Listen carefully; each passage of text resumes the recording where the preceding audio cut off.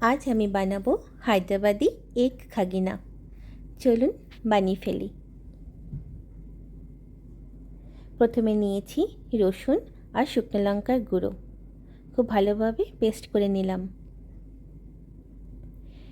কড়াইতে তেল গরম হলে তাতে হাফ কুচনো পেঁয়াজ, লবণ, কাঁচা লঙ্কা আর পেস্ট করে রাখা রসুন শুকনো লঙ্কা হাফ চামচের মতন দিয়ে আমি হালকা সতে করে নেব।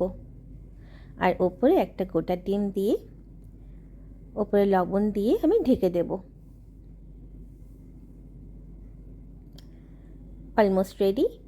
নামানোর আগে ব্ল্যাক পেপার আর ধনেপাতা কুচি দিয়ে নামিয়ে নেব। আমাদের এগ খাগিনা রেডি। খেতে অসাধারণ হয়েছিল। আমি ব্রেকফাস্টে বানিয়েছিলাম, খুব ভালো হয়েছিল খেতে। আপনারাও অবশ্যই ট্রাই করবেন আর আমার চ্যানেলটিকে সাবস্ক্রাইব করে দেবেন।